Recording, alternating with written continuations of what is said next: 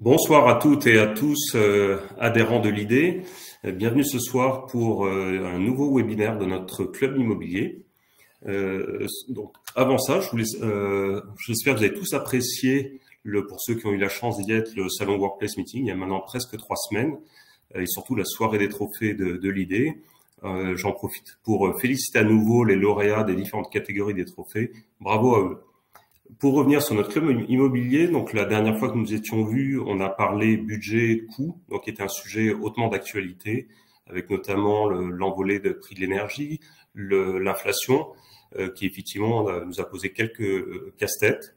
Ce soir, nous avons choisi de changer de sujet. Nous allons parler d'un sujet qui est également énormément d'actualité, qui est effectivement l'évolution de la pratique du télétravail, l'évolution également de la fréquentation des sites, et donc d'essayer de voir si effectivement on est dans un mode relativement stabilisé ou pas. Donc effectivement, notre thème, présence au bureau et télétravail, nouveau mode stabilisé. Donc pour cela, j'ai la chance et le plaisir d'accueillir Julie Maud, Karine, Julien et Gaël qui vont me rejoindre sur scène. En attendant qu'ils me rejoignent, donc je vais peut-être me présenter tout d'abord. Donc moi, Bruno Devers, donc en charge effectivement du club immobilier de l'idée, et sinon responsable de l'immobilier des services généraux du groupe Aegis, donc groupe qui évolue dans le secteur de l'engineering en infrastructure, et pour lequel 18 000 collaborateurs, et plus précisément en France, 5 000 collaborateurs sur 50 sites répartis à peu près sur tout le territoire national, qui sera un des sujets de commentaires de nos sujets. Je passe la parole à Julie Maud. Bonjour à tous, Julie Maud Godard de Parella, donc Parella cabinet de conseil spécialisé dans l'accompagnement immobilier des grands utilisateurs, depuis la stratégie immobilière jusqu'à la conception des espaces et la réalisation des travaux. Et je m'occupe plus particulièrement de la practice People and Transformation, qui comprend notamment l'accompagnement au changement. Sans transition, Karine. Merci. Bonjour à toutes et à tous. Bonsoir. Karine Frémaux, moi j'interviens au sein de la direction immobilière et lieu de vie d'Harmonie Mutuelle sur un périmètre national. Harmonie Mutuelle est propriétaire ou locataire de plusieurs bâtiments administratifs ou d'agences commerciales. Et mon rôle est d'intervenir sur le volet immobilier, mais également sur les espaces de travail. Julien. Bonsoir à vous et merci. Julien Fouché, je suis le directeur immobilier et environnement de travail de HubCop, une coopérative qui fait des solutions de déjeuner et de cadeaux notamment, pour 1000 coopérateurs. Et mon terrain de jeu, c'est la France métropolitaine et dom-tom dans le domaine tertiaire, data ou production. Et Gaël, pour finir.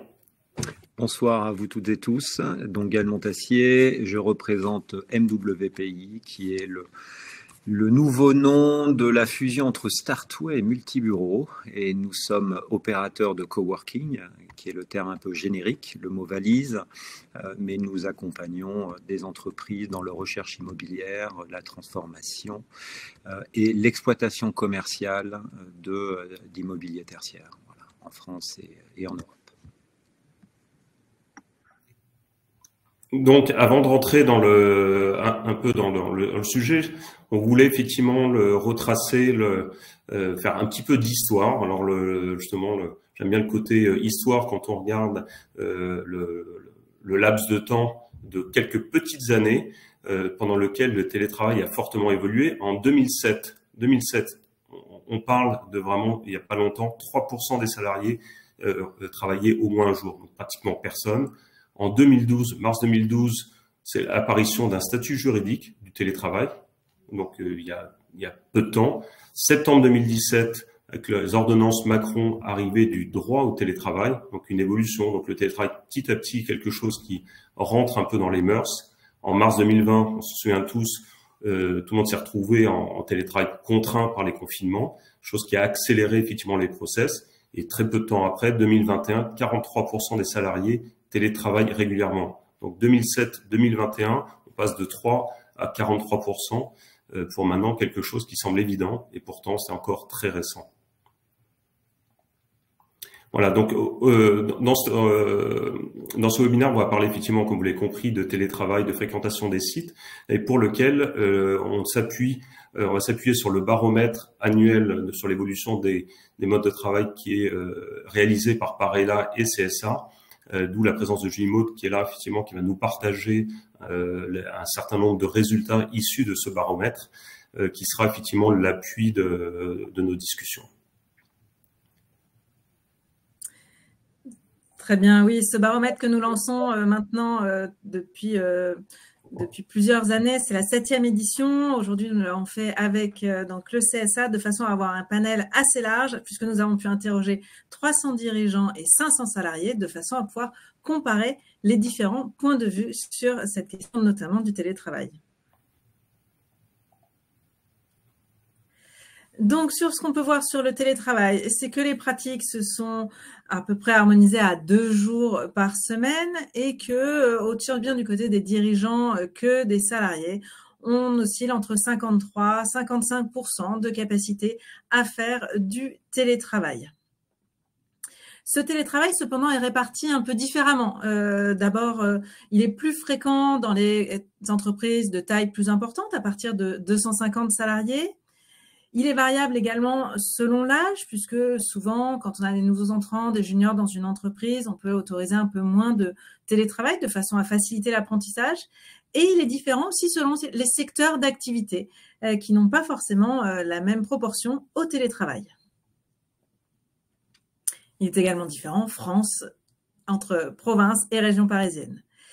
Sur les possibilités de télétravail, on voit que si 55% des salariés ont cette possibilité, ils ne l'utilisent pas tous de la même façon, puisque certains, la majorité, vont télétravailler à chaque fois que cela est autorisé, mais certains vont aussi venir quasiment tous les jours au bureau, parce qu'ils n'ont pas forcément les bons outils aussi pour travailler chez eux, ou qu'ils préfèrent tout simplement venir au bureau. On va voir pourquoi un peu plus tard. Et certains sont aussi assez flexibles, aussi bien sur leurs contraintes personnelles et professionnelles, sur la fréquence de leurs jours de télétravail. Sur les dirigeants, tout le monde n'est pas encore convaincu, puisqu'on a une petite majorité, 55% seulement, des dirigeants qui sont convaincus que le télétravail apporte plus d'avantages que d'inconvénients. Et un bon nombre d'entre eux, 44%, l'ont mis en place puisque c'était sous la pression des salariés ou l'évolution du marché du travail. Sur l'évolution du télétravail, puisque cette question est autour de ces modes sont-ils stabilisés, on voit que dans la plupart des cas, il n'y a pas eu de changement après la mise en place du télétravail suite au Covid. Et les évolutions sont différentes entre une partie des entreprises qui ont pu l'augmenter. Certains ont aussi décidé de le réduire. Et on voit que c'est à peu près le même point de vue entre les dirigeants et les salariés.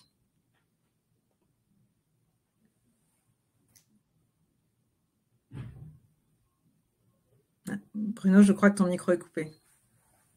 Ah, je pensais l'avoir désactivé. Donc d'autres chiffres qui illustrent en cohérence avec ce qui a été présenté de l'étude Parela, sur l'un issu de l'Institut Paris Région, qui effectivement ressortent cette évolution et une stabilisation autour de 1,5 à 2 jours de télétravail par semaine. Sur ce sujet, d'ailleurs, j'en profite pour préciser que quand on compare à certains pays comme les États-Unis ou le Royaume-Uni, on est en France sur une présence au bureau de 3 jours et demi en moyenne par semaine versus à peu près 2 journées en Angleterre, par exemple. Donc on voit cette pratique qui est finalement un petit peu plus, un peu moins pratiquée en France, mais qui reste en tout cas très stabilisée et importante.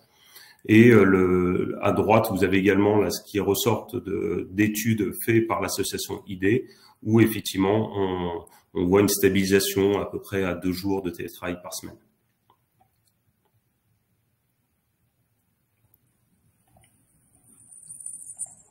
Peut-être avant de passer à la suite, je laisse effectivement Julien ou Gaël intervenir, ou Karine. Oui, je vais me permettre, par rapport déjà merci pour le travail effectué, et par rapport au travail précisé, je me posais la question, est-ce qu'il n'y aurait pas un lien par rapport à la stabilisation du marché? C'est-à-dire qu'en fait, les négociations sur la réduction, sur les surfaces étant faites, maintenant on peut acter Et ça fait 3 ans que ça y est, c'est 2 jours de télétravail. Est-ce qu'il y aura une tendance à remettre en cause cela pour avoir plus de télétravail, par exemple? Et ensuite, dans une des slides, il y a marqué que 3 salariés sur 10 sont de la région parisienne. On parle des salariés, on parle des occupants de manière générale, ou bien c'est des salariés, ou bien c'est également les prestataires sur les sites, par exemple. Est-ce qu'on a cette donnée? Un prestataire sur site ne peut pas télétravailler chez un client, par exemple. Sur les baromètres, nous n'avions eu que les salariés, effectivement. Uniquement les salariés des entreprises. D'accord. Donc, ça amène à penser, vu que le Covid est passé par là, que les négociations qui ont eu lieu et qui ont stabilisé le télétravail risquent de remettre en cause ce sujet. En tout cas, de le remettre d'actualité. Ce qu'on peut voir, c'est effectivement, c'est qu'il y a des entreprises qui continuent de faire évoluer le sujet. Certaines pour assouplir la mise en pratique du télétravail et augmenter, et d'autres pour le restreindre. Effectivement, dans ce domaine, par exemple, chez GIS, on a, suite un peu à cette évolution, ont été négociés et mis en place l'été dernier, là, en juillet dernier. On est plutôt allé sur une augmentation de la possibilité du télétravail, avec effectivement une possibilité d'aller jusqu'à 60% du temps, donc jusqu'à peu près, en gros 3 jours, c'est sur un 60% mensuel, mais globalement on revient à peu près 3 jours par semaine de télétravail, même si la pratique de ce qu'on voit se situe plutôt à 1 jour et demi en moyenne de télétravail. Mais en tout cas, c'est une possibilité. Et l'accord qui a été mis, ce qui est important, effectivement, de souligner, c'est qu'on a un accord qui est bilatéral. Et donc, le télétravail est demandé par le collaborateur sous la validation du manager, qui peut, effectivement, en fonction du besoin, soit pour un séminaire ou pour des besoins spécifiques, interdire le télétravail, en tout cas certaines journées, et imposer à ses équipes, effectivement, d'être présentes sur site.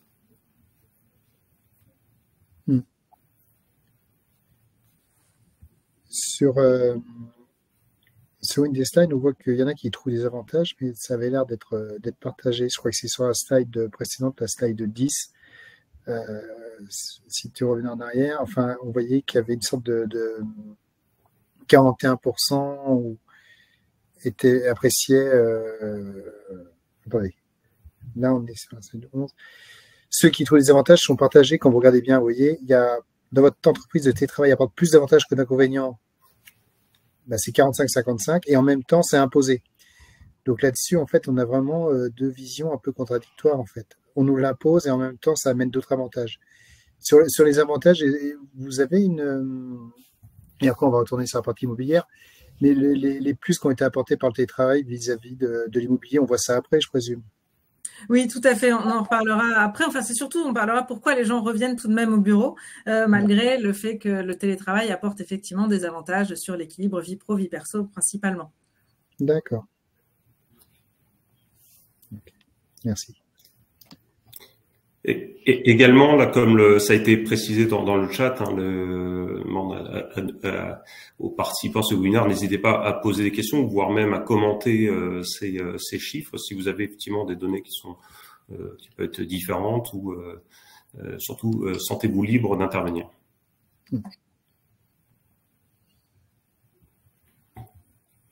Je propose de passer effectivement à l'aspect suivant. Donc, on a parlé télétravail. Maintenant, au niveau de la fréquentation des sites, qui est relativement, en effet, miroir du télétravail. Et ce qu'on voit effectivement sur des sites, en général, en tout cas, ce que ressortent un certain nombre de chiffres le montrent, où on était en 2022 plutôt autour de 45% de présence, en tout cas je parle pour la France, 45% de présence, fréquentation sur les sites. 2023 on serait plutôt à 55%, donc on constate relative remontée et retour des collaborateurs sur site. Là-dessus, effectivement, le plus extrême, ce qu'on entend des GAFA, donc les grosses sociétés effectivement américaines, pour lesquelles effectivement où il y a eu je prends le cas de Google par exemple, il y a eu un départ en télétravail complet pendant de nombreux mois après les confinements, et ces gens d'entreprises qui maintenant font une machine arrière complète, en demandant effectivement, presque en imposant à leurs collaborateurs de revenir sur site. Ce qu'on pourrait ajouter, c'est qu'il y a aussi une approche assez mathématique, je dirais presque simpliste, sur la fréquentation des sites, qui est de dire entre le nombre de jours de télétravail, donc on a vu que c'était en moyenne 2, voire plus sur certaines entreprises, et le nombre de RTT éventuellement, le nombre de jours de congés dans l'année. Et je ne parle pas des jours de déplacement pour certaines populations. Donc, il va y avoir des profils qui auront plusieurs jours de déplacement, qui sont itinérants. Je ne parle pas des jours d'arrêt ou autres, mais on voit que mathématiquement, lorsqu'on prend un nombre de jours travaillés par an et que l'on déduit les 2 jours de télétravail, les RTT, les congés, en fait, mathématiquement, la fréquentation des sites, elle tombe assez rapidement à 50%. En appliquant uniquement une approche mathématique simple. Du coup, voilà, la fréquentation des sites aujourd'hui, on n'en est plus, je pense, à s'interroger, on en est à constater que c'est comme ça, avec les jours comme le vendredi, on le vit tous, qui est une journée vraiment très peu fréquentée.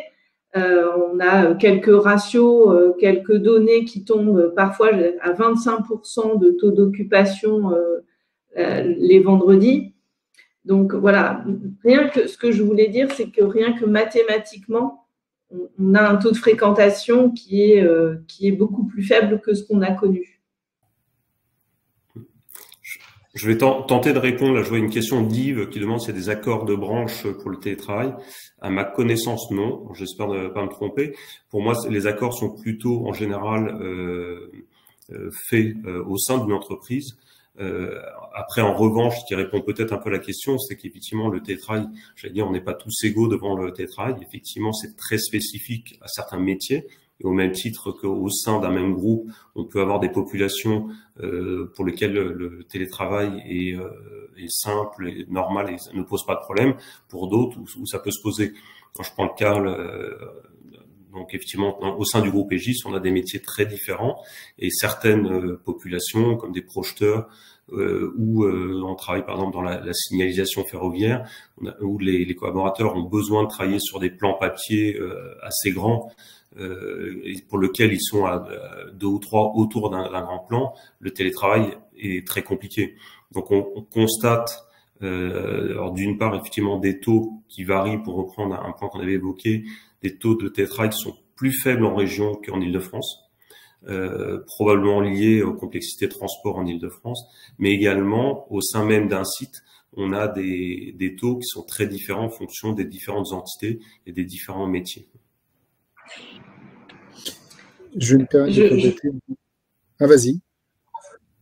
Non, je voulais rebondir sur le commentaire de Patrice. Donc, tu peux compléter, Julien, sur le thème. Sur Patrice, je vois sa question il semble que les DRH redoutent que le télétravail nuise à la cohérence dans les équipes, complique le management, minimise le sentiment d'appartenance à l'entreprise. Alors, c'est des sujets qui sont plutôt complexes et qui concernent tout le monde et pas seulement la partie environnement de travail ou immobilier. Moi, ce que j'ai entendu et ce que j'en sais, c'est qu'en général, ce sont les cadres qui sont concernés par le télétravail. Et on est tous d'accord pour dire que l'avantage, c'est le meilleur équilibre entre la vie personnelle et professionnelle. Mais il y a un nouvel indicateur qui ressort et qui a été mesuré par l'Observatoire du télétravail, qui précise que l'ensemble des intervenants, des cadres principalement, reconnaissent des gains de productivité et aussi des gains d'autonomie, ce qui est une nouvelle approche. Ça veut dire qu'il n'y en a que 3% qui se sentent surveillés en télétravail. Donc, on gagne aussi en confiance. Donc, ça répond peut-être pas à ta question, Patrice, mais ça montre aussi qu'il y a une nouvelle relation intuitu-personnelle avec le manager qui se crée. Et donc, il y a le collectif qui doit venir derrière, en effet. Après, je vois une autre question sur le télétravail solution pour les JO en Île-de-France. Là, je vais me permettre de vous encourager à venir mercredi matin à la conférence du Club HSE où le sujet sera peut-être abordé. Je présente la pub pour ce très bel événement à venir. Merci. Je vous laisse reprendre, Julie. Je vous propose qu'on passe au volet suivant et redonner la parole à Julie Maud. Très bien, on va parler effectivement des attentes sur les locaux du coup, sur ces bureaux qui restent vraiment un enjeu toujours prioritaire pour les dirigeants. Puisque voilà, on voit qu'il y a 70% des dirigeants qui pensent que ces locaux sont prioritaires ou importants comme enjeu. Et ce qui est intéressant, c'est que sur le sujet de l'adaptation des locaux, ils sont toujours assez satisfaits, mais tout de même, par rapport à l'année dernière, on a une baisse de 15 points de ce sujet sur notamment la question du mode hybride. Est-ce que les locaux sont adaptés? Eh bien, on a une baisse à ce niveau-là, une prise de conscience, en fait, qu'il y a une nécessité à adapter les locaux sur ce mode hybride, et notamment aussi pour cette question de cohésion d'équipe. Sur ce qui est attendu sur les locaux, pas de surprise, c'est toujours la localisation qui reste le principal critère. Cependant, on a toujours un point important sur l'aménagement des locaux et un autre sujet qui remonte, qui est la surface disponible par collaborateur, qui est un point d'attention à la fois chez les dirigeants, mais également chez les salariés. Je peux me permettre de t'interrompre? Vas-y. Je vais me permettre d'intervenir sur cette slide-là est pour moi très, très parlante. Quand on parle d'accessibilité et de localisation, c'est intéressant parce que l'exemple concret, c'est qu'il y a une entreprise d'audit et de consulting, je crois, qui fait partie du Big Five, qui a investi, je crois, un 15 000 m² en plein cœur de Paris pour faire venir ses salariés, avec tous les moyens qui vont avec. Donc, on se donne les moyens, l'accessibilité maintenant a un vrai coût. Parce que pour être clair, le triangle d'or de Paris n'a pas beaucoup bougé au niveau du marché. Ensuite, quand je vois ça et que tu me parles de l'aménagement, la question que je me pose, c'est maintenant qu'on a clarifié la question de télétravail, qu'on a clarifié le flex office et le taux de mètres carrés, on revient sur cette partie, une négociation non pas sur le télétravail, mais aussi sur mon mètre carré au travail. D'accord ?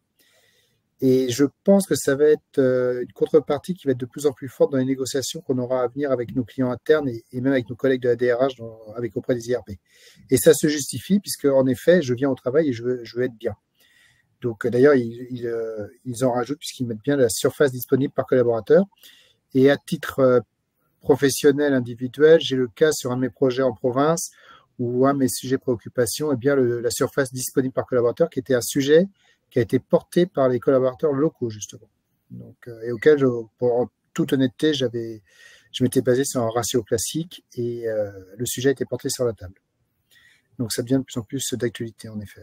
Je vais peut-être compléter, Julien, tes propos sur la localisation. Et effectivement, on le voit sur le marché immobilier et en particulier les taux de vacances des lieux. Là où on trouve les taux de vacances les plus faibles, c'est effectivement les zones très centrales, le QCA pour Paris, les centres-villes pour les autres régions, qui paradoxalement sont les plus chers, en tout cas en termes de loyer facial, et sont les zones qui sont où il y a le moins de vacances.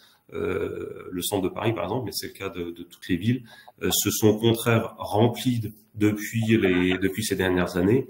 Et à contrario, c'est effectivement les lieux un peu excentrés des nœuds de transport en commun en particulier qui eux sont désertés. On le voit aussi avec le marché des coworkers. Quand il a émergé il y a une quinzaine d'années, beaucoup ont fait le pari, pas tous, mais beaucoup ont fait le pari de s'installer en périphérie des grandes villes en disant le marché il est proche des habitations des collaborateurs. Beaucoup se sont plantés et là aujourd'hui on s'aperçoit que les plus gros centres de coworkers sont dans le centre. Le QCA en ce moment il n'y a pas un buy qui signe sans qu'il y ait un coworker derrière. Donc on sent que même ce marché-là s'est recentré sur Paris et ça vient illustrer un peu ce propos d'emplacement, la règle des 3 E qu'on connaît bien dans l'immobilier, qui fonctionne aussi pour l'employabilité du coup. Je pense que Gaël, tu ne vas pas dire le contraire de ce que vient de dire Karine. Alors, je confirme tout à fait. Après, il y a aussi une transformation. Beaucoup d'immeubles parisiens dans le QCA ont fait des gros travaux pour être adaptés en fait avoir une empreinte carbone la plus faible possible. Donc, il y a également aussi une transition autour de Paris et en périphérie pour adapter l'immobilier, faire en sorte qu'il convienne aussi aux futurs qui répondent aux futurs enjeux environnementaux. Et aujourd'hui, une entreprise fera son choix dans Paris Intramuros depuis maintenant à peu près 4-5 ans parce que les meilleurs collaborateurs, si on veut recruter, si on veut les conserver, eh bien, il faut être dans le centre, dans l'hypercentre. On aura probablement un retour de mode dans 3-4 ans, mais pour l'instant, effectivement, la tendance, il y a 2 QCA à Paris, il y a celui des Champs, en fait, à Place de l'Étoile, et un 2e QCA sur Opéra. Voilà. Et peut-être demain un 3e QCA, un peu plus dans l'Est parisien. Mais la proximité des transports est fondamentale, on l'a vu. Et pour revenir tout à l'heure à ce que vous disiez, il y a eu un effet de sidération après le Covid qui nous a obligés tous à nous adapter. Et je pense que nous sommes aujourd'hui dans un marché qui est heurté et pour lequel nous devrons nous adapter en permanence. C'est-à-dire que personne n'a aucune certitude et nous ne pouvons pas avoir de certitude. La seule chose, c'est de maintenir le dialogue social entre les entreprises et leurs collaborateurs. Et ça, c'est extrêmement important. C'est ce qui nous permettra effectivement d'avancer, d'évoluer et de trouver les moins mauvais compromis pour maintenir un emploi et pour maintenir une attractivité et la capacité pour les entreprises de relever tous les défis de l'avenir, voilà, qui seront nombreux. L'immobilier est un sous-jacent qui doit s'adapter également. Et peut-être pour rebondir sur le commentaire d'Yves, effectivement, en province, nous, effectivement, on l'a constaté, je pense qu'il y a à Bordeaux, on avait 2 sites qui étaient assez excentrés, on a fusionné sur un seul et on est au niveau de la Halle Boca, donc à 10 minutes à pied de la gare, le long de la Garonne, avec effectivement un certain nombre de services, notamment de restauration, justement la Halle pour ceux qui connaissent Bordeaux, qui fait que c'est un site sur lequel on a le moins de problèmes de recrutement.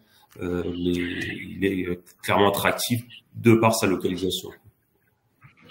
Non, je partage totalement sur la partie parc immobilier France pour UpCop, c'est exactement ça. On est sur des recherches soit peut-être moins excentrées, parce que les bouchons, il y en a partout maintenant. Et également, on parle de transport conciergerie, d'après ce qu'écrit Yves. Mais il y a aussi tout simplement la vie sur le site et pour le coup, des espaces de coworking ou des espaces qui sont déjà existants où il y a une vie. La vie amène la vie. Et donc, souvent, pour des équipes de moyenne taille, ça peut être aussi très, très recherché. Ouais. Donc, on est sur l'emplacement et également sur cette partie service.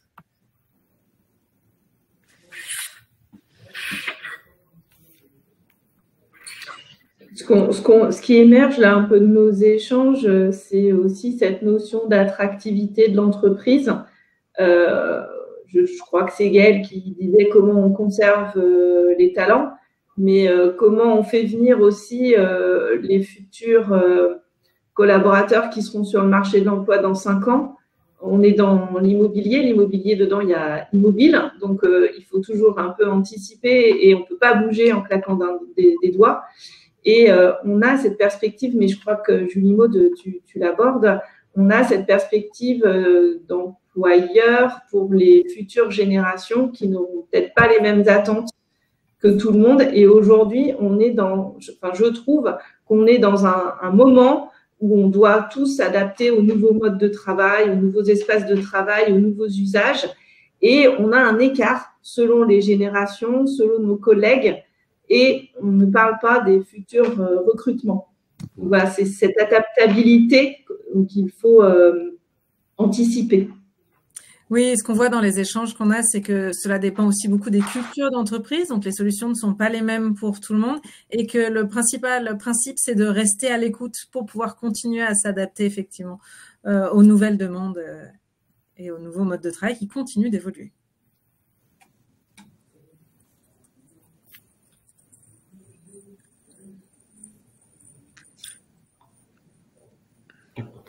Peut-être quelques chiffres supplémentaires, alors qui ressortaient également de l'étude, et là le représenté, enfin de l'étude par là, mais qui ressortait aussi dans d'autres endroits, c'est effectivement les tiers-lieux.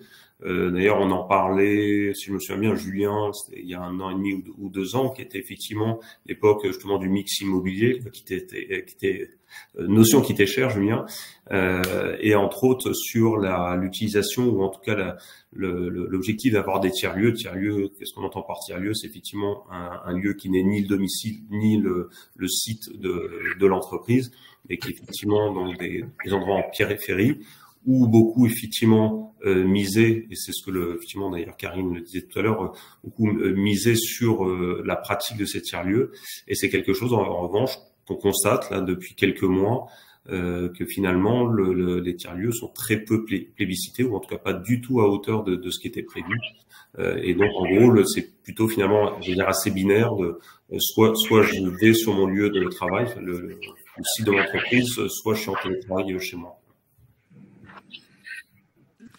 Oui, je peux illustrer ça en donnant un retour d'expérience sur un maillage géographique étendu. Nous nous sommes aperçus que passer par les tiers-lieux n'était pas toujours évident en province, parce que chaque collaborateur va être dans sa périphérie, dans son environnement, et que l'employeur ne peut pas souscrire avec les multiples offres tiers-lieux qui se présentent en province, que le collaborateur n'a pas la volonté, et ça se comprend, de devoir engager les frais d'abonnement pour aller souscrire dans un tiers-lieu. Donc, je dirais que souvent, ça ne fait pas écho parce que l'organisation est complexe lorsqu'on a un maillage étendu. Je voulais juste illustrer par rapport à cet exemple-là. Je me permets d'intervenir. Cathy, qui est une grande connaisseuse et qui nous pose la question des tiers-lieux en zone rurale ou périurbaine, il y a un problème. La mode des tiers-lieux est arrivée légèrement avant Covid, et donc après Covid, il a fallu répondre rapidement à des besoins nouveaux, ceux notamment des salariés en télétravail. Se posait le problème de la réglementation et de la professionnalisation de ces tiers-lieux. Un tiers-lieu qui est chargé de créer du lien social est différent d'un tiers-lieu qui va recevoir en fait des télétravailleurs dans un environnement professionnel, sécure. Et donc, il y a une adaptation progressive, elle se fera avec les pouvoirs publics obligatoirement. Enfin, il y a vraiment une vraie relation à créer public-privé, notamment en région, pour pouvoir accueillir des tiers-lieux qui pourront faire cohabiter et des lieux de rencontres et de recherche sociale, et des lieux pour les télétravailleurs. Mais il est clair que les acteurs du coworking n'ont pas vu beaucoup de télétravailleurs chez eux durant cette période. Pour cela, il fallait que les entreprises créent des contrats, ce qui n'a pas été fait. Certains ont voulu pousser en fait un chèque en fait coworking ou un chèque tiers-lieu, qui est toujours en négociation au Sénat ou à l'Assemblée nationale, dans un premier temps d'abord. Mais voilà, mais ça viendra. Il faut que le temps se fasse. Il faut qu'on puisse discuter avec les entreprises, savoir exactement ce qu'elles veulent comme sur la partie réglementaire, et avec les différents syndicats, pour pouvoir avoir une offre harmonieuse sur l'ensemble du territoire. Cathy, vous évoquez les expériences de coworking. On a tenté sur la région nantaise d'animer comme ça un projet, et on voit bien que s'il n'est pas grandement et fortement animé, porté par un animateur, un chef de projet, ça fonctionne difficilement. En tous les cas, moi, mon retour d'expérience n'est pas très favorable. Ça n'a pas pris autant qu'on le pensait. Les entreprises étaient très motivées, très moteurs, mais ça n'a pas pris. Et je pense que c'est parce que ça n'était pas assez animé et il fallait vraiment un acteur très présent pour que ça fonctionne. Là-dessus, je vais peut-être rajouter effectivement Cathy que je salue. Également en termes de moi, ce que je vois, alors à part certains cas un peu isolés, effectivement assez efficaces comme BNP Real Estate et un Métal 57 à Boulogne où il y a le rez-de-chaussée qui est finalement une rue qui a été définie comme ça avec 2 entrées où effectivement vous pouvez rentrer, vous installer, il y a du Wi-Fi, il y a des espaces de restauration, mais ça reste ça reste possible que sur des gros immeubles, en cas de figure. Après, ce que je vois, moi, c'est plus de l'intergroupe, c'est-à-dire au sein d'un groupe, certains espaces qui sont où des salariés du groupe étant dans une ville va pouvoir aller s'installer dans un site du groupe. Et c'est ce que effectivement nous le Syndégis qu'on va petit à petit, je pense, mettre, c'est qu'il y ait, en tout cas sur les sites d'une certaine taille, une partie qui est un peu une sorte de surface commune, de coworking commun, mais qui est accessible uniquement à nos salariés. Et donc, par exemple, moi, quand je suis en déplacement, plutôt que d'aller m'installer sur le territoire d'une équipe, moi, je vais aller dans cette zone qui est généralement assez centrale, qu'on va mettre près de la halle ou la place du village, selon l'appellation, et qui va permettre cette flexibilité interne au groupe. Mais donc, qui ne touche que des groupes qui ont déjà une certaine taille avec plusieurs sites.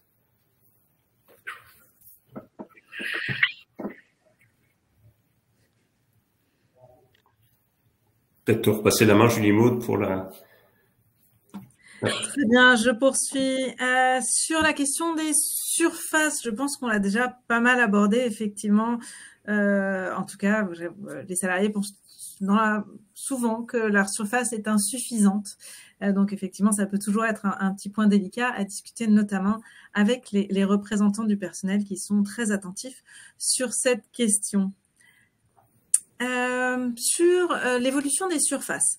Ce qu'on voit ici, c'est que finalement, dans les projets des dirigeants, la majorité n'ont pas de projet de faire évoluer les surfaces. Quand il y a des évolutions, elles sont plutôt à l'augmentation qu'à la diminution des surfaces. Et on a tout de même une entreprise sur 5 qui compte maintenir ses surfaces, mais en réaménageant les locaux. C'est vrai que nous, ce sont de nombreux projets qu'on peut avoir de pouvoir réaménager les locaux de façon à privilégier les usages collaboratifs et de convivialité, notamment en proposant des passages en flex office au vu des sites qui sont relativement vides aujourd'hui. Alors moi, ce que je traduis là, si je peux me permettre, c'est qu'en fait, on a déjà des locaux qui ont été trouvés. Donc, pas de volonté de revoir son parc immobilier, à première vue à court terme. Et ensuite, quand on parle de monter la surface de vos locaux, je sais pas ce que vous en pensez, mais désormais, j'ai l'impression que la norme sur cette réduction de surface et du taux de flex qui est souvent attribué, c'est 0,6. Alors qu'avant, pour moi, c'était 0,8.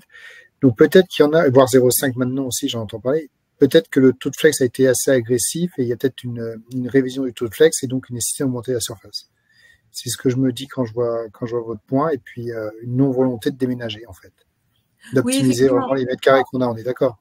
Tout à fait. La localisation étant le point très important qu'on a vu précédemment, on sait que tout déménagement, changement de locaux est toujours un point délicat, notamment pour les habitudes des collaborateurs et l'importance des transports. Donc, on est plutôt sur des réaménagements. Il y a quelques projets de déménagement, comme on le voit, mais qui sont plutôt dans ce qu'on nous dit à la hausse qu'à la réduction de surface. Donc, on a moins cet aspect-là de passage en flex, dont réduction de surface. On a plutôt un passage en flex office pour permettre de mettre en place tous les espaces dont on a besoin pour le collaboratif et la convivialité. Donc, de construire de belles cafétérias, de construire de belles salles de réunion, de toute taille d'ailleurs, des grandes, des petites, bien équipées en visio. Donc ça, ce sont vraiment ces sujets. Et puis, les places du village dont vous parliez précédemment sont des éléments qui nécessitent de l'espace. Donc, on va réallouer finalement l'espace au collectif plutôt qu'à l'individuel, qui se fait plutôt en télétravail pour les modes de concentration. Là-dessus, ouais, je rajoute en commentaire, effectivement, je pense que la réduction ou pas des surfaces, déjà ça dépend de là où on était, enfin du curseur de densité à l'instant T. Effectivement, il y en avait qui avaient déjà des surfaces assez agressives en termes de densité, d'autres moins. En tout cas, effectivement, la constante, c'est cette évolution des aménagements. C'est effectivement tout à fait ce que tu dis, Maud, ce que tu dis, Julien, c'est rendre nos bureaux plus attractifs, plus flexibles. Alors dans certains cas, moi j'ai tendance je pense qu'on est dans une conjoncture où un déménagement est envisagé peut-être plus qu'avant, lié justement aux tensions sur le marché immobilier et particulièrement les mesures d'accompagnement suivant les régions qui sont exceptionnelles en ce moment. Dans certains quartiers, sont vraiment exceptionnels et qui finalement peuvent absorber ou amortir une grosse partie des coûts de travaux, parce qu'effectivement, en déménagement, il y a des gros coûts derrière le déménagement, mais effectivement, ces mesures, donc, c'est du cas par cas. Dans certains cas, j'ai tendance aussi à dire qu'effectivement, pour réaménager un site, un bâtiment, c'est plus simple, et surtout quand on fait évoluer les modes de travail, passer en bureau partagé, en environnement dynamique pour ce qui nous concerne, c'est en tout cas l'appellation qu'on a retenue, c'est plus simple de partir sur un nouveau site, et donc de repartir d'une feuille blanche plutôt que d'effectuer des travaux de réaménagement en milieu occupé qui sont aussi opérationnellement assez compliqués à réaliser. Donc voilà, donc c'est vraiment du cas par cas, et c'est ça qui est effectivement intéressant, c'est qu'on peut jouer en fonction des différents paramètres de là où on est en termes de localisation, en termes de typologie d'aménagement, en termes de surface. Tout est possible en fait. Tout à fait. Et pour revenir sur les taux de flex, effectivement, initialement, avant Covid, on était à du 0,8, on est progressivement descendu à du 0,7, et c'est souvent le 0,7 qui est retenu quand les entreprises font un premier passage en flex. Pour progressivement passer à du 0,6, on descend même à du 0,5 ou du 0,4 dans notamment des cabinets de conseil qui ont une partie de leur activité qui se trouve soit totalement en remote, soit également chez le client. Donc, alors, juste en teasing, parce que je vois un commentaire de Patrice, mais je ne vais pas répondre à Patrice tout de suite, parce qu'on va en parler après. Et voilà, on en reparlera. Parce qu'après, il y a Flex et Flex, mais ça va être sans doute un des scoops de ce webinaire.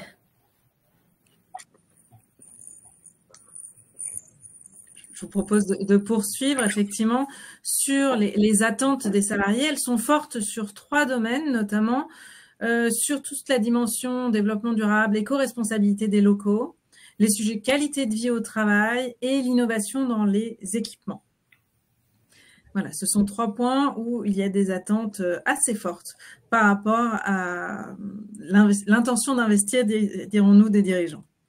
Ça, je confirme, parce que je prends le cas le premier, l'éco-responsable, je constate en interne que nous remonte une forte attente des salariés, alors, surtout dans la population jeune, mais effectivement des attentes. L'année dernière, par exemple, et j'en avais parlé le dernier webinaire où on parlait justement de consommation énergétique.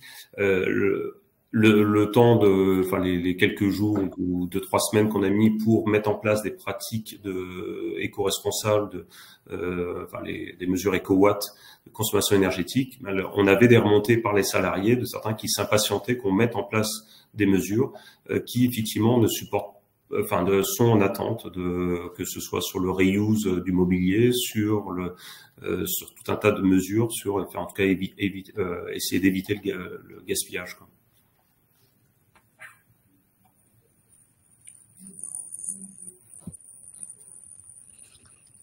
Excuse-moi, il y a une question de Yves qui pose: avez-vous remarqué une différence entre Paris où on emménage plus facilement au vu des loyers et la province où on réaménage en interne? Alors moi, j'aurais plutôt une vision. Alors, j'ai pas Paris intramuros, moi j'ai plutôt proche banlieue et province.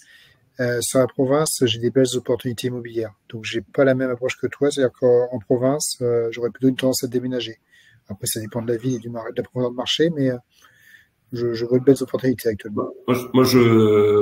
Pareil, je vois pas plus de différence, pas moins en province qu'en Île-de-France. Alors effectivement, ce que je disais, c'est les mesures d'accompagnement. Effectivement, je vois, on constate des différences qui est pas soit par ville ou par quartier de ville. Hein, c'est un peu comme dépend, mais il y a aussi de belles opportunités en région pour lesquelles il est intéressant. Et c'est notre cas d'ailleurs. On a déménagé notre site de Marseille, on a réinstallé mi-octobre et on est en train, le emménagement se fait demain d'ailleurs, sur un nouveau site à Aix-en-Provence. voilà, avec des opportunités de marché pour effectivement qu'on permis d'aller sur des immeubles plus qualitatifs et avec effectivement des mesures d'accompagnement intéressantes. Après, je me permets, la question de Yves est intéressante parce qu'en fait, à Paris, on a affaire quasi exclusivement à des foncières, donc à des investisseurs pour le compte de tiers. Et en province, on peut avoir des entreprises dont l'immobilier est détenu par les dirigeants, d'accord, sous forme de montage financier. Donc, effectivement, il y a plus de souplesse et on arbitre plus facilement à Paris. Qu'on va le faire en fait en région. Voilà. De ce fait. Julie Maud, on va te laisser avancer parce que je vois l'heure qui tourne. Ça marche, j'arrive sur notre dernière partie effectivement sur l'attractivité. Donc, on a beaucoup parlé de télétravail. Maintenant, pourquoi les gens reviennent-ils au bureau? Eh bien, le premier sujet, c'est de rechercher du lien social. C'est pour se voir les collègues. C'est pour ça, notamment, qu'on a autant d'investissements sur ces lieux de vie. Les cafétérias, aujourd'hui, sont un vrai sujet. On revient aussi pour pouvoir travailler plus efficacement. Puisqu'il y a quand même certaines activités, on l'a cité précédemment, voilà, qui se font plus facilement quand on est correctement équipé au bureau. On voit qu'un des points notamment qui est très important et là où on a aussi une divergence entre les attentes des dirigeants et les salariés, c'est le sujet des outils, notamment par rapport au mode hybride. On a tous voilà un certain nombre d'outils, Teams, Slack, etc. Mais il y a vraiment des attentes de pouvoir mieux se servir des outils, d'avoir de meilleurs équipements, que la totalité des salles soit équipée. Ce sont des remontées qu'on a régulièrement sur nos projets. Donc une forte attente des salariés sur ces outils pour mieux travailler et notamment mieux travailler en mode hybride. Ça, je suis d'accord. C'est d'ailleurs dans tous les projets de réaménagement, c'est en tout cas en tant que direction immobilière, c'est travailler en étroite collaboration avec la DSI pour justement que l'interconnectivité, tout ce qui est justement connectique dans les différentes salles soit standardisé, pour que je puisse passer d'une salle à une autre, d'un espace à un autre. Sans problème, d'avoir autant que possible sur une appli de pouvoir faire un ticket, régler, qui est finalement ce qu'on fait chacun au quotidien maintenant avec nos smartphones. Cette attente est justement, elle est attendue au sein des bureaux. Et puis quand on parle de mutualisation des espaces et de création d'espaces collectifs, Julie Maud a dit tout à l'heure que maintenant c'était l'espace collectif qui était presque prioritaire dans le réaménagement des espaces et qui était attendu, hein, on le voit. Il faut bien avoir comme objectif que chaque espace de travail, chaque poste de travail, qu'il soit individuel ou partagé, ou mutualisé ou collectif, doit être équipé et correctement équipé, parce que pour pouvoir se poser, excusez-moi l'expression, mais pouvoir se poser un peu n'importe où selon la façon dont on a envie de travailler aujourd'hui ou demain, il faut qu'on ait un équipement SI parfait, qu'on soit sur un poste individuel ou sur un espace partagé. Sinon, ça ne fonctionnera pas.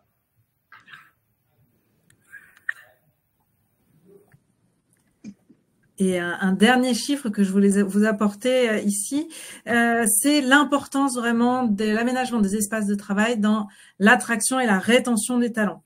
Il faut savoir que voilà, pour 69% des collaborateurs, les espaces de travail, leur aménagement, leur design vont compter dans le choix de rejoindre une entreprise. Ce critère, on parlait tout à l'heure dans le chat effectivement de la question de l'âge. Pour les moins de 35 ans, c'est un critère encore plus important. Et l'aménagement des espaces de travail va aussi être un critère pour donner envie de rester dans l'entreprise, un chiffre qui est assez important puisqu'il est de 79% sur donner envie. Et quand on parlait tout à l'heure du passage en flex qui a mauvaise presse, en fait, pour moi, ça dépend autant de la culture d'entreprise que de l'âge, puisque quand on avait fait ce sondage l'année dernière également sur l'attractivité du flex office, eh bien sur la population générale ou sur les moins de 35 ans, on avait le même aspect de gens qui, quand ils n'ont pas vécu le flex office, y étaient opposés. On a toujours des chiffres assez importants de 75% des personnes qui sont opposées au flex office quand ils n'y travaillent pas. Et par contre, on a aussi 75% de satisfaction de ceux qui sont passés en flex office parce que ça leur apporte davantage de liberté, de capacité à créer du lien. Donc finalement, il n'y a pas que l'âge qui compte dans ces transformations, notamment par exemple quand j'ai l'occasion d'accompagner des DSI qui ont tellement l'habitude des transformations, on a souvent peu de difficultés à passer en flex, c'est très adapté à leur métier. On peut avoir différentes difficultés quand on a par exemple des contextes sociaux plus tendus et là qui peuvent dépendre vraiment du secteur d'activité ou de la culture même de l'entreprise.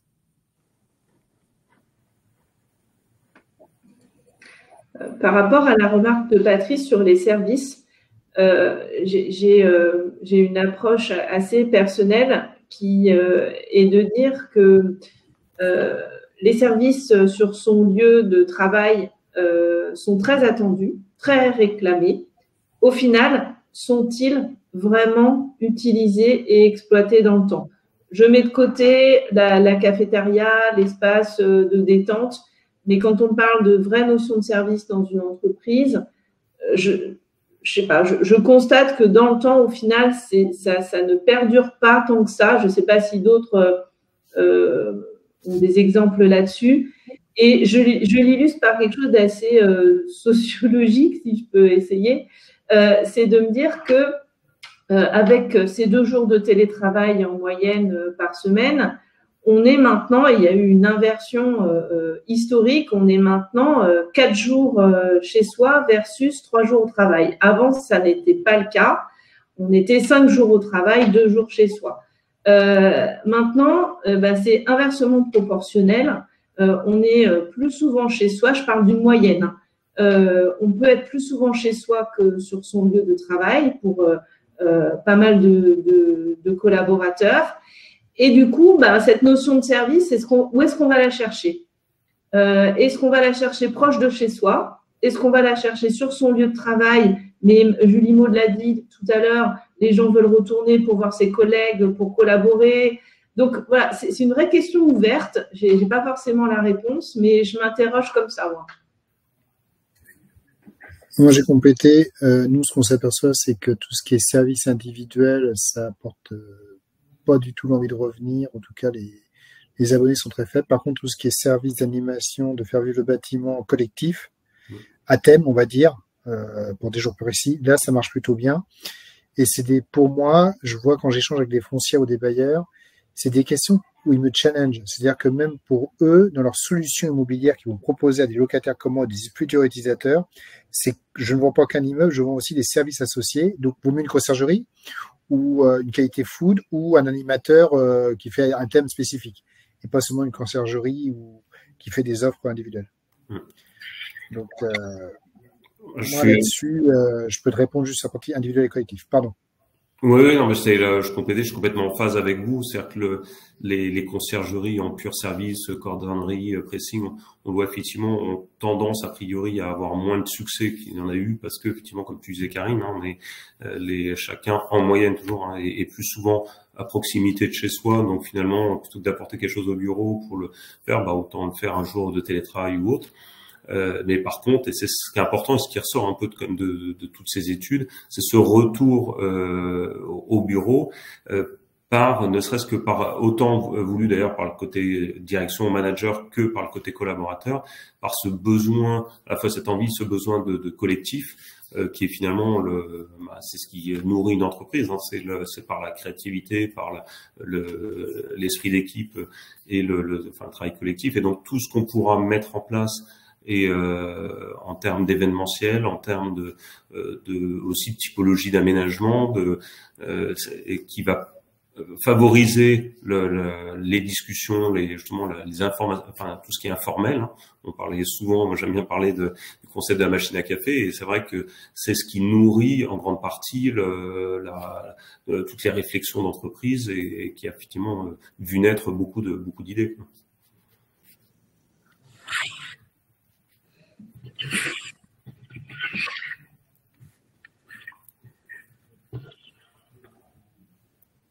Je crois qu'on est arrivé au bout des slides que tu devais nous commenter. Oui, tout à fait. Donc, il reste peut-être 1 minute de questions, sans même si on a essayé de répondre, on a essayé de répondre au fur et à mesure. Je vois qu'il y a Frédéric qui est en train d'écrire quelque chose.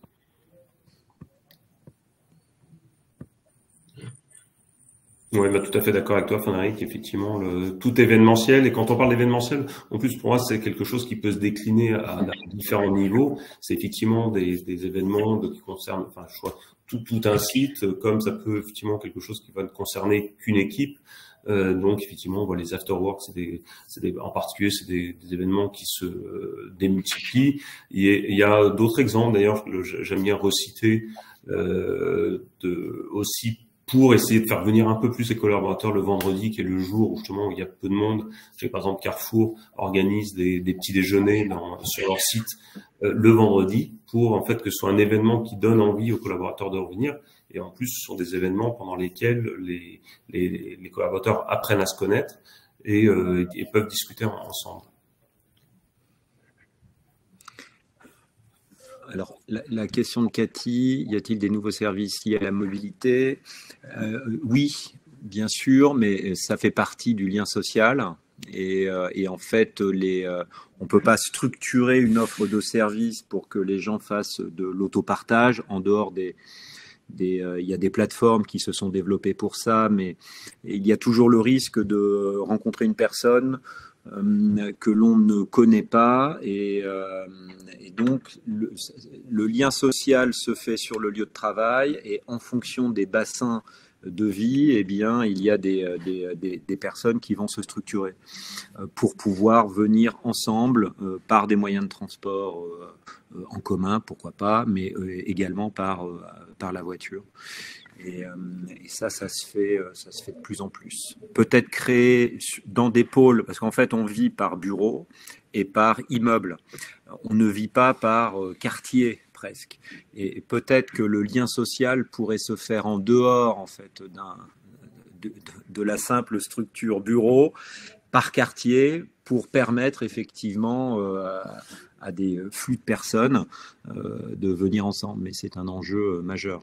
Si on veut pouvoir ne pas faire en sorte que toute l'attractivité du quartier central des affaires à Paris aimante en fait toute l'activité économique. D'accord. Si on veut, voilà. Ouais, pour ce qui est mobilité, ça se commence déjà et surtout aussi par avoir des locales à vélo, enfin des locaux à vélo, pour les trottinettes, des moyens de recharge, des douches. Ce qui est de plus en plus demandé, parce qu'effectivement, si c'est pas conçu dès le départ, bah, ça peut être souvent compliqué de les rajouter dans un immeuble, mais ça fait partie effectivement des moyens. Je vois malheureusement l'heure est arrivée au bout et on est généralement tenu de respecter nos horaires. Je regarde Patrice. Donc voilà, bah je laisse peut-être 2 secondes si chacun d'entre vous, Julien, Gaël, Karine, si vous avez un mot de conclusion et je pense qu'on vous laissera là. Alors moi, je voulais remercier Julie Maud et Parella pour le très beau travail effectué. Voilà. Avec plaisir pour le partager. Merci aussi, hein, c'est rajouté. Moi, je veux remercier Julie Maud pour le travail et le partage. Et pour répondre à la question, je suis de ceux qui pensent que l'atterrissage est bien lancé, bien en cours, par rapport à la question. Et je pense que c'est pas terminé, parce que l'immobilier est un poste de dépense et ça devient un poste d'attractivité pour les talents. On vient d'en parler. Et je pense que le prochain sujet, c'est plus trop le télétravail, ça va être la semaine des 4 jours. Et la sobriété énergétique qui commence à être la priorité des employeurs, VS, la qualité de vie au travail qui reste la priorité des salariés. Donc là, tout est ouvert. On va encore s'amuser.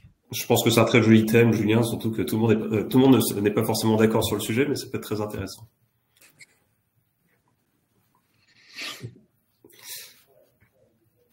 Voilà, sur ce, donc je vous remercie toutes et tous de nous avoir écoutés, d'avoir surtout interagi et permis d'agrémenter cette présentation avec différentes discussions.